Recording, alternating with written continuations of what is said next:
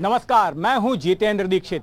NDTV का election carnival पहुंच चुका है गुजरात के सबसे बड़े शहर अहमदाबाद में और इस वक्त हम मौजूद हैं अहमदाबाद के साबरमती रिवर फ्रंट पर।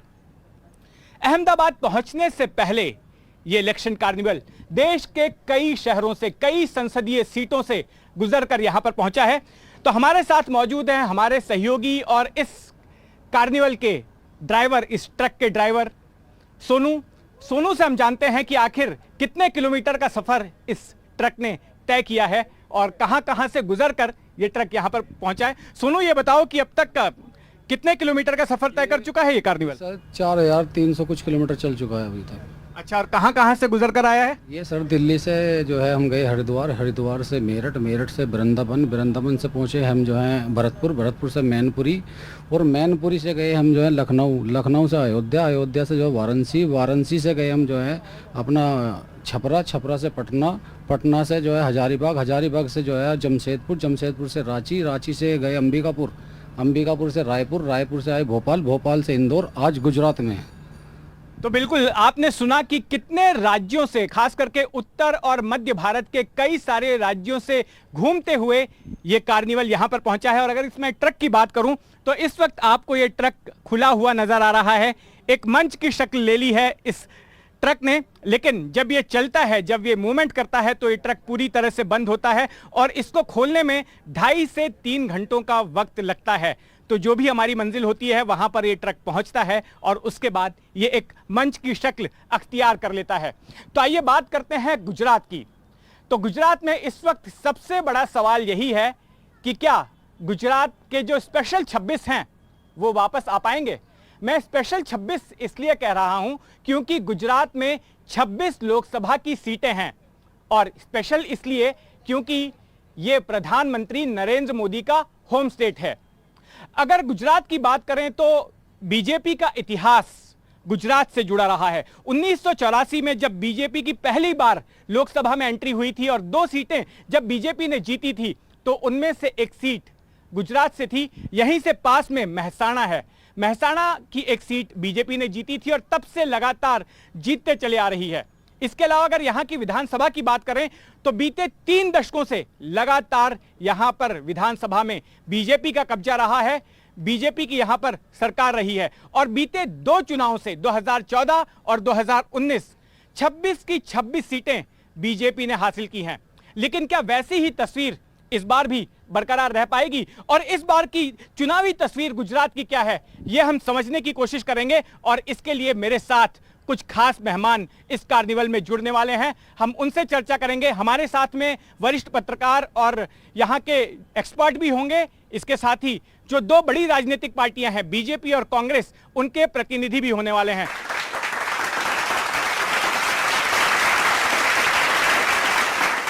मेरे साथ मौजूद हैं वरिष्ठ पत्रकार डॉक्टर त्रिलोक शर्मा जी, मेरे साथ मौजूद हैं बीजेपी के प्रवक्ता यज्ञेश दवे जी और मेरे साथ मौजूद हैं कांग्रेस के प्रवक्ता रावल जी। तो इनसे हम चर्चा करेंगे और समझने की कोशिश करेंगे कि आखिर इस बार की चुनावी तस्वीर यहां पर कैसी है और क्या इस बार फिर से स्पेशल 26 सत्ता हासिल कर पाएंगे। तो सबसे पहले शर्मा जी, आपसे मेरा सवाल है, चुनाव का ओवरव्यू क्या है? इस बार कौन से ऐसे प्रमुख मुद्दे हैं जो आपको नजर आ रहे हैं इस बार के चुनाव में? जी, सबसे पहले तो गुजरात की इस धरती पर एनडीटीवी की टीम का बहुत बहुत स्वागत, अभिनंदन।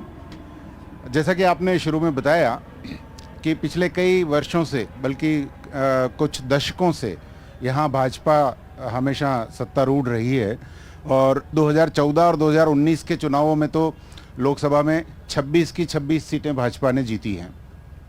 इस बार भी अगर हम अंतिम परिणाम की बात करें तो मुझे लगता है कि 26 सीटें तो निकल जाएंगी, लेकिन ये सफ़र मुझे इतना आसान नहीं लग रहा जितना आसान 2014 और 2019 में था।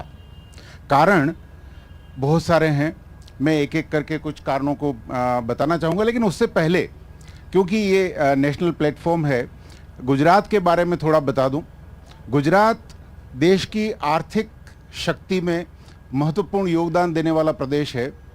आपको जानकर खुशी होगी कि पिछले 20 वर्षों के दौरान गुजरात का जो इकोनॉमिक ग्रोथ है वो 1500% इंक्रीज हुआ है। And that is 8% contribution to the total GDP of country.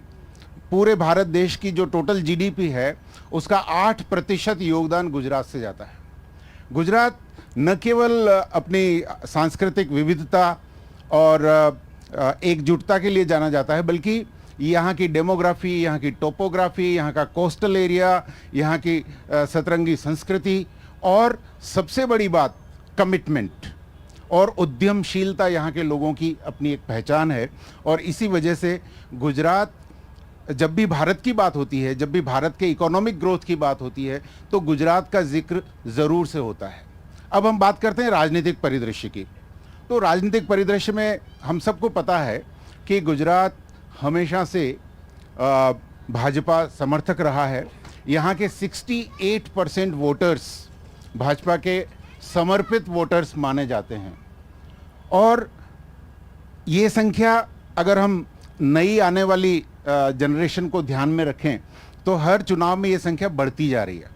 जो फर्स्ट जनरेशन वोटर्स हैं उनमें एक अलग ही किस्म का समर्पण दिखाई देता है। लेकिन मैंने जैसा कि कहा कि 2024 का चुनाव 2014 और 19 जैसा नहीं है। कारण एक, पिछले 4 साल में लगभग 60,000 से अधिक कांग्रेसी कार्यकर्ता और नेता भाजपा में शामिल हुए हैं, यानी कि भाजपा का कांग्रेसीकरण हो रहा है। एक दूसरा, इस वजह से इस बार के चुनाव में आप लोगों ने महसूस किया होगा कि सबसे ज़्यादा गृह क्लेश हो रहा है भाजपा में। टिकट दिए जा रहे हैं, लोग टिकट एक्सेप्ट नहीं कर रहे हैं। एक जमाना था जब टिकट के लिए मरते थे लोग, जिसको टिकट मिला है उसका विरोध हो रहा है। कहीं आंतरिक गुटबाजी हावी है। मैं अगर नाम लूं तो करीब करीब 6-7 लोकसभा क्षेत्र यहाँ के ऐसे हैं जिन पे भाजपा की राह 2014 और 2019 जैसी आसान नहीं है। दूसरी बात, भाजपा के जो प्रदेश अध्यक्ष हैं CR पाटिल साहब, उन्होंने भाजपा के कार्यकर्ताओं को एक टारगेट दिया है कि 26 की 26 सीटें जीतनी है और हर सीट पे 5 लाख कम से कम जीत का अंतर होना चाहिए। तो ये एक बहुत बड़ी चुनौती है और ख़ास करके तब जब घर के सदस्य बाहरी मेहमानों के घर के मेंबर बनने से दुखी हैं। तो ये एक बहुत बड़ी चुनौती है भाजपा के लिए। आपने जो बातें बताई उनसे मुझे दोनों के लिए सवाल मिल रहे हैं, बीजेपी के लिए भी और कांग्रेस के लिए भी। तो सबसे पहले मैं कांग्रेस के रावल जी के पास जाऊंगा। रावल जी, आपके सामने बड़ी चुनौती है, जैसा कि अभी डॉक्टर शर्मा ने भी बताया कि एक गढ़ को भेदना है, बीजेपी के गढ़ को भेदना है और ये बीजेपी का गढ़ बीते 30 सालों से मजबूत रहा है। तो कैसे आप भेद पाएंगे? दूसरी बात ये कि जैसा इन्होंने ही कहा अभी कि बीजेपी का कांग्रेसीकरण हो रहा है, कांग्रेस के कई दिग्गज नेता जो है आपकी पार्टी को छोड़कर चले गए, बीजेपी में शामिल हो गए। यहां तक कि अर्जुन मोढवाडिया पोरबंदर के, इतना बड़ा नाम, एक वफादार नेता, एक बड़े नाम, वो तक छोड़कर बीजेपी में चले गए। तो ऐसे में आपको कितना चुनौतीपूर्ण लग रहा है ये? देखिए, सबसे पहले तो लोकशाही में एक जमाने में जब राजाशाही थी तब सिर काट के सत्ता हासिल की जाती थी। अब सिरों को साथ में लेके सत्ता हासिल की जाती है। ये पहली बात। आने जाने की बात है तो मैं ये कहूँगा कि यहाँ तहजीब बिकती है, यहाँ फरमान बिकते हैं। तुम दाम तो फेंको यारो, यहाँ ईमान भी बिकते हैं। ये जो ईमान बिकने वाले लोग हैं ये प्रजा जानती है। ये जो तालियां बजी है वो तालियां मेरे लिए नहीं बजी है, जिन लोगों ने अपना ईमान बेचा है उनको जवाब देने के लिए बची है। ये पहली बात। दूसरी बात यह है कि इकोनॉमिकल ग्रोथ की सर ने बात की, बहुत अच्छी बात है, लेकिन ये भी बताना जरूरी है यहाँ पे कि गुजरात कोई पिछले 30 सालों से नहीं हुआ है। जब से गुजरात का जन्म हुआ है, गुजरात जो है इकोनॉमिकल ग्रोथ में देश का भागीदार रहा है और हमें इसका गर्व है। हमारे जो एक साथी थे आजकल बीजेपी में है, वो बोलते थे, बहुत अच्छा बोलते थे कि हमारे पिताजी धोती पहनते थे और अब हम टी शर्ट पहनते, तो इसको हम डेवलपमेंट नहीं कहते। कांग्रेस का थिंकिंग क्या है? इकोनॉमिकल ग्रोथ की जगह हम इकोनॉमिकल डेवलपमेंट को मायने रखते हैं। तो ये जो बात है, गुजरात की जनता जो है, यहाँ की जनता व्यापारी दिमाग की है, ये भलीबाजी जानती है कि किस तरह से भारतीय जनता पार्टी ने अपना काम इस तरह से किया हुआ है। दूसरी बात, यहाँ की जो सीटों की आकलन की बात है, सही बात है, हम पिछले 2 चुनाव से नहीं जीते हैं, लोकशाही में हार जीत तो होती रहती है, लेकिन आज भी हमारे वहां पे इतना उत्साह है कि आप देखिए भारतीय जनता पार्टी में जैसे ही हमारे उम्मीदवार का नाम 1 बाय 1 डिक्लेयर होना चालू हुआ, भारतीय जनता पार्टी में बड़ौदा के उम्मीदवार ने तो बोल दिया नहीं नहीं मुझे टिकट नहीं चाहिए, मुझे नहीं लड़ना है। साबरकांठा के उम्मीदवार ने बोल दिया मुझे नहीं लड़ना है। अमित भाई चावड़ा का, हमारे एलओपी का नाम जैसे आनंद में जाहिर हुआ, आपको दिल्ली जाना लेकिन पड़ा। वो तो आपके इंटरनल उम्मीदवार कारण को। से भी बता रहे हैं ना, कई जगहों पर इनफाइट भी है बीजेपी की, जैसा अभी शर्मा जी ने बताया। देखिए, सियासत भी कुछ अजीब दास्ता कहती है, पहले आंखें नोच लेती है फिर चश्मे दान करती है। ये जो है ये इंटरनल हो जो भी हो, इस बार 26 से 26 सीट जो है उसमें से 1 सीट आपने इसी तरह लोकशाही की हत्या करके ले ली है। कोई बात नहीं, 1 सीट के सामने प्रजा 11 सीट देने का अपना मन बना कर रखी हुई है। मैं इस पर एक तो यज्ञेश जी से जवाब चाहूंगा जो बात अभी कही रावल जी ने, और दूसरा ये कि शर्मा जी ने जैसे कहा कि इस बार आसान नहीं है, 2014 और 2019 का जैसा मामला इस बार नहीं है। इन्होंने सीटें भी गिनाई कि कौन कौन सी सीटों पर जो है समस्या है। और एक बात और कि आपने बहुत सारे सिटिंग एमपीज का टिकट काट दिया, कई नए चेहरे दे दिए, 14 दिए जहां तक मेरी जानकारी है, आधे से लगभग आधे आपने अपने उम्मीदवार बदल दिए। तो कहीं ना कहीं ये बीजेपी की उस आशंका को नहीं दर्शाता है कि नतीजे पहले जैसे नहीं होने वाले हैं? भारतीय जनता पार्टी परिवर्तन में मानती है, नए लोगों को चांस देती है। ऐसा नहीं कि जो मुझे टिकट मिला, मैं जब जिंदा रहा तक तो मैं चलता रहा, फिर मेरा बेटा आएगा, फिर उसका बेटा आएगा, ये कांग्रेस में चलता है। भारतीय जनता पार्टी में ये परिवारवाद या परंपरा ऐसे नहीं चलती। दूसरी बात जो इन्होंने बताई कि लोकशाही की हत्या की करके 1 सीट जीत लिया, भारतीय जनता पार्टी ने पहला सीट जीता है 1952 से आज तक में, ये निर्विवाद पहला सीट हुआ। इससे पहले 1952 से आज तक 20 सीट कांग्रेस की निर्विवाद जीती गई थी। उस टाइम लोकशाही की हत्या नहीं थी। 2 सीट नेशनल कॉन्फ्रेंस ने जीती थी, ऐसे ही उस टाइम लोकशाही की हत्या नहीं थी। 2 सीट सपा ने जीती थी, उस टाइम लोकशाही की हत्या नहीं थी। आज जब भारतीय जनता पार्टी ने सीट जीती तो लोकशाही की हत्या, ये मेरे गले भी नहीं उतरता, पब्लिक के गले भी नहीं उतरता। दूसरी बात इन्होंने बताई जो आप बोल रहे थे कि, और ये बोल रहे कि जो कांग्रेस छोड़ के जा रहे हैं, लोगों ने तालियां भी बजाई कि वो गद्दार लोग हैं, तालियां बजाई कि गद्दार लोगों के लिए तालियां हैं। तो मैं ये बात बताना चाहूँगा कि आज से तकरीबन 40 साल पहले भारतीय जनता पार्टी को पूरे देश से 5-6% वोट मिलते थे। नागरिक भी यही थे, देश के वोटर्स भी यही थे, सब लोग यही थे।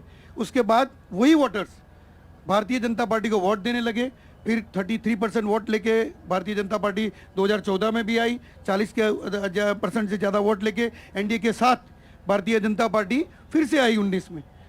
तो क्या वो भी वोटर्स जो चेंज हुए, वो मतदार चेंज हुए, वो भी भारत के थे, वो कि पाकिस्तान से तो आए नहीं थे वोट देने के लिए? क्या उनको भी आप गद्दार बोलोगे? उन्होंने भी भारतीय जनता पार्टी को मत दिया है, पहले वो कांग्रेस को दे रहे थे, तब वो अच्छे थे। आपके नेता आपको छोड़ के जा रहे हैं, आपके मतदार आपको छोड़ के जा रहे हैं। आप पहले अपना सोचिए कि अपने में क्या खामी है, अपने में क्या बुराई है, वो सोचिए। ऐसे ही किसी पे लांछन लगाए कि ये छोड़ के गया ये गद्दार, ये छोड़ के गया ये गद्दार, नहीं। आपकी नेतागिरी में कुछ कमी है, या आपकी कोई पॉलिसी में कमी है, या आपके विजन में कमी है, वो कांग्रेस को देखना चाहिए। दूसरी बात यह है कि लोग कांग्रेस को क्यों पसंद नहीं कर रहे कि कांग्रेस के नेता, कांग्रेस के प्रत्याशी आज भी जब भी चुनाव प्रचार करने जाते हैं तो भारतीय जनता पार्टी ने ये किया है, भारतीय जनता पार्टी ये कर देगी, आपके पर ये इल्जाम लगा देगी। क्यों ऐसा बोलते हैं? क्योंकि उनके पास पुराना कोई रिपोर्ट कार्ड नहीं है। जो रिपोर्ट कार्ड कांग्रेस के पास है वो सिर्फ भ्रष्टाचार का रिपोर्ट कार्ड है, और कोई रिपोर्ट कार्ड नहीं है।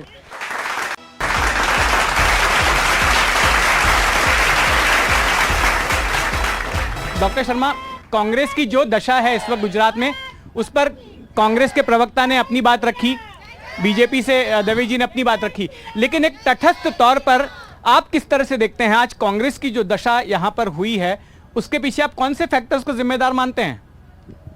बहुत अच्छा सवाल है। चाहे कांग्रेस हो या भाजपा, किसी भी राजनीतिक दल को लंबे समय तक अपना अस्तित्व बनाए रखने के लिए कुछ नीतियों, कुछ सिद्धांतों का अनुसरण करना जरूरी होता है। कांग्रेस ने जब तक ऐसा किया, निश्चित रूप से वो सत्ता में रहे, उन्होंने भी देश के विकास में योगदान किया, लेकिन कुछ हालात ऐसे बदले कि कांग्रेस का नेतृत्व क्षीण होता गया, मुद्दे उनके हाथ से छूटते दिखाई पड़ने लगे और आज स्थिति ये हो गई है कि भाजपा को एक ऐसा कद्दावर नेता मिल गया है जिसने देश की नब्ज को समझा, मुद्दों को समझा और उन मुद्दों को लेकर के एक निष्पक्ष, जहाँ तक मैं मानता हूँ बिना किसी राजनीतिक दबाव के, एक निष्पक्ष काम करने की कोशिश की है। एक ऐसी सरकार देने की देश को कोशिश की है कि जहाँ मुद्दे ऊपर हों और जो सांप्रदायिकता की बात है, जो जाति की बात है, वो गौण हो।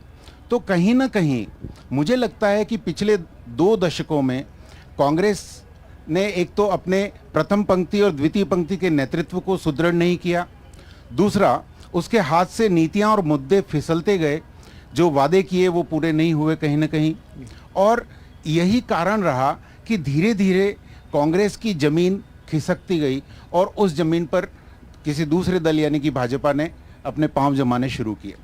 लेकिन भाजपा के लिए भी ये स्थिति कोई स्थायी हो ऐसा नहीं है। अभी इस 2024 के चुनाव में हम देख रहे हैं कि भाजपा की जो अंदरूनी कलह है वो हमें कांग्रेस के 2000 और 90 के दशक की अंतर्कलह को याद दिलाती है, क्योंकि मैंने वो दौर भी देखा है जब कांग्रेस में इतनी अंतर्कलह होती थी लेकिन नेतृत्व मजबूत होता था तो वो उसको निपट लेते थे। आज भी बीजेपी इस स्थिति में आ गई है कि आज गुजरात जैसे मजबूत गढ़ में भाजपा को अपना घर संभालने के लिए बहुत ज़्यादा ताकत लगानी पड़ रही है, और जो कि एक निश्चित रूप से आने वाले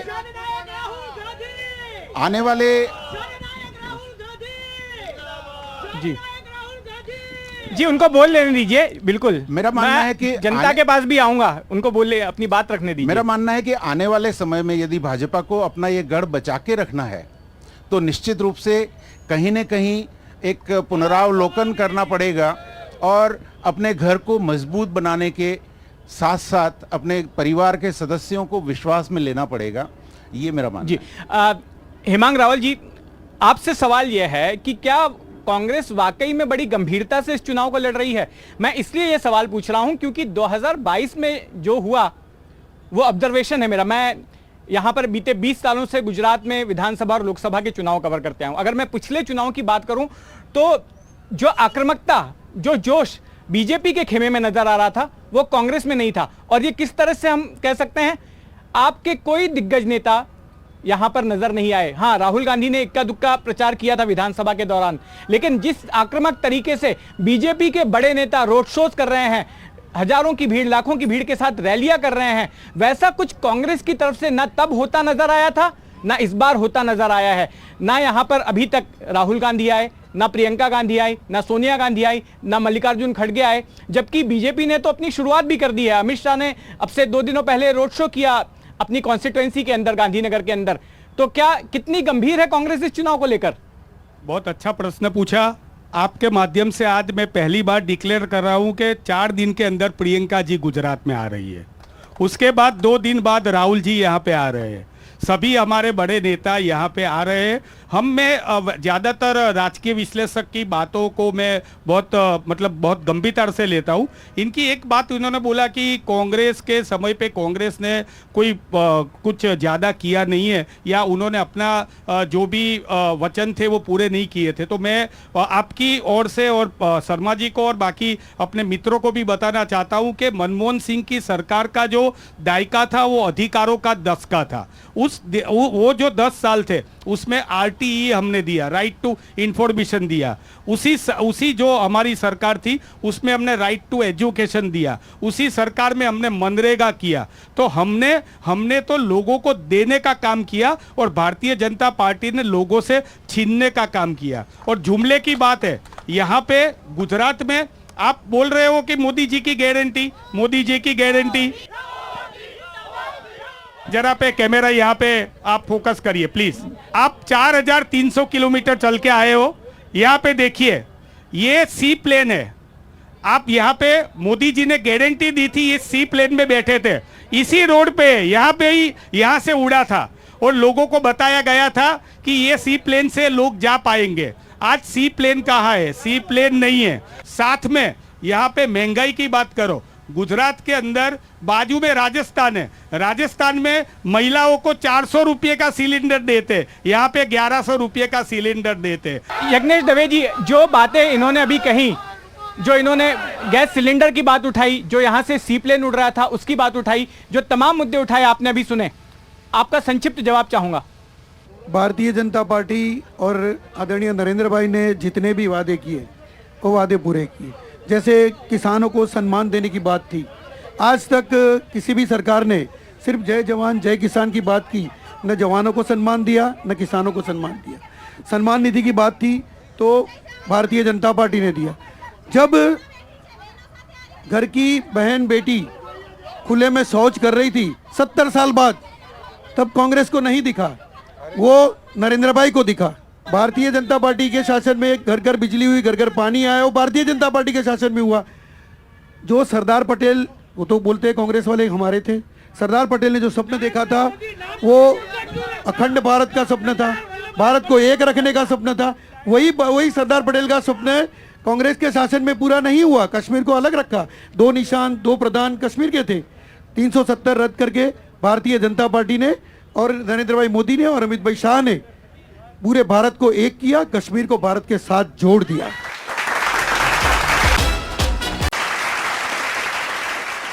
एक बार मैं जनता के पास भी जाऊंगा, जनता से भी। सबसे पहले ऐसे शख्स के पास मैं जाना चाहता हूं जो कि पहली बार इस बार वोट डालने के लिए पोलिंग बूथ पर जा रहा है, ईवीएम मशीन का बटन दबाने जा रहा है। तो ऐसे शख्स के साथ में मैं शुरुआत करूंगा। आप पहली बार वोट डालने जाओगे? हाँ। तो ये बताइए किन मुद्दों को ध्यान में रखकर आप जाएंगे पोलिंग बूथ तक?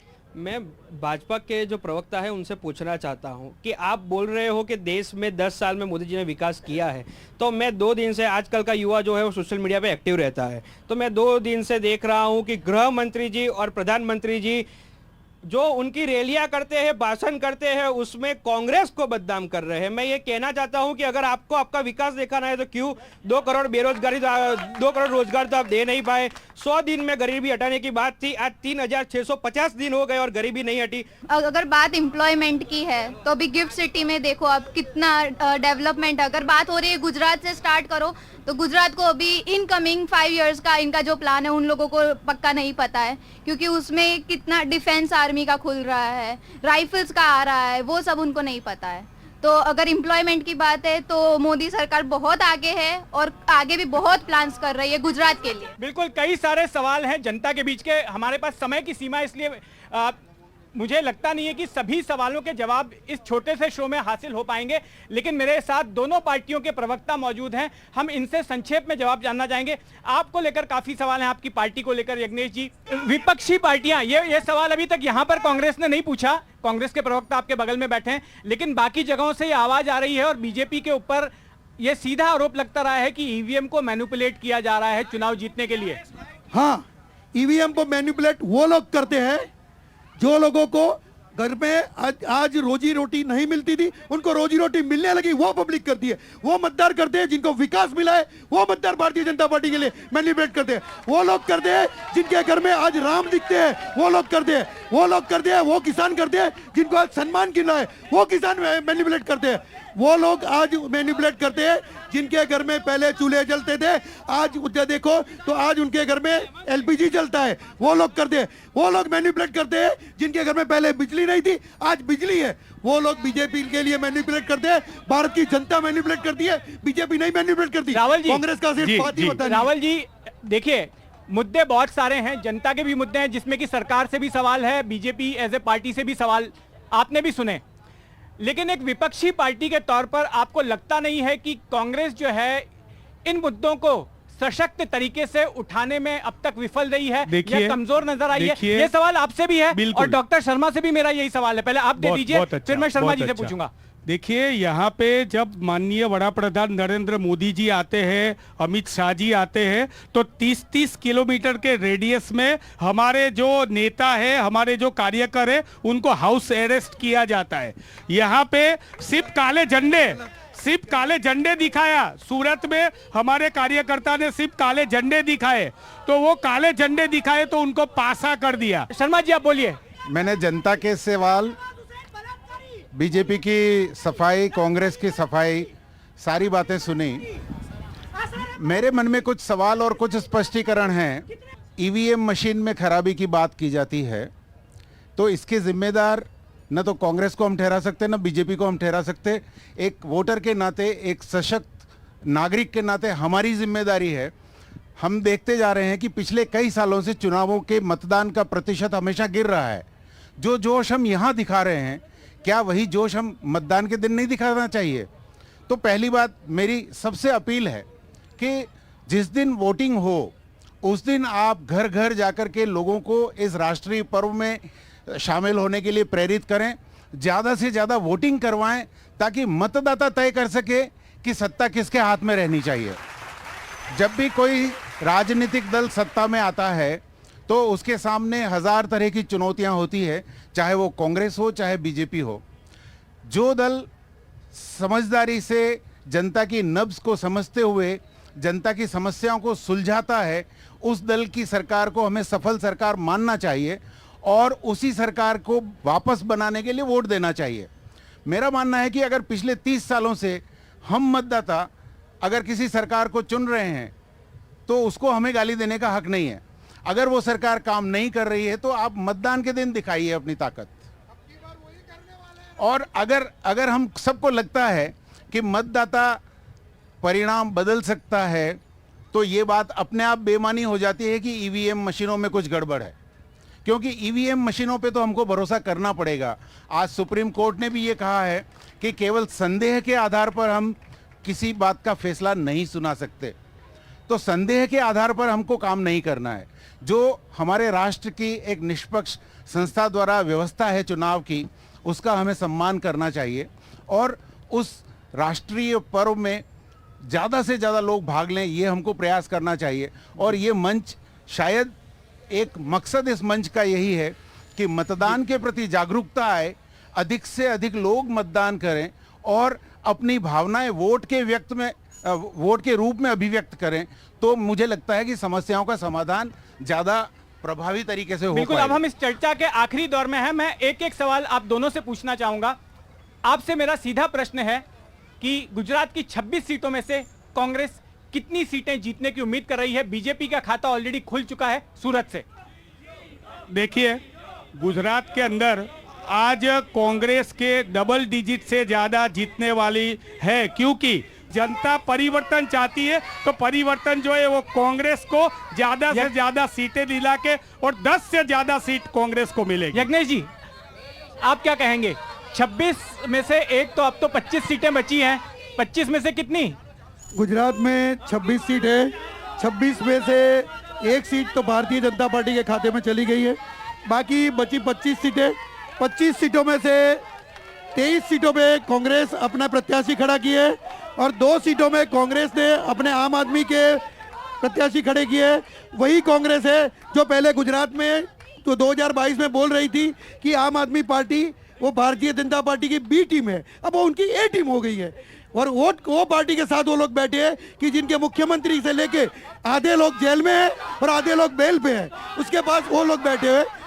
दूसरा है कि भारतीय जनता पार्टी बाकी की जो 25 सीट है, 25 की 25 सीट 5 लाख की लीड से ज्यादा हम लोग जीतेंगे, ये हमें विश्वास है। गुजरात पार्टी के अध्यक्ष CR पाटिल साहब ने ये आह्वान किया है और ये आह्वान गुजरात की जनता और गुजरात में भारतीय जनता पार्टी के कार्यकर्ता सब पूरा करेंगे। जी बिल्कुल। तो इसी के साथ हमारी ये बहस, हमारी ये चर्चा यहीं पर खत्म होती है।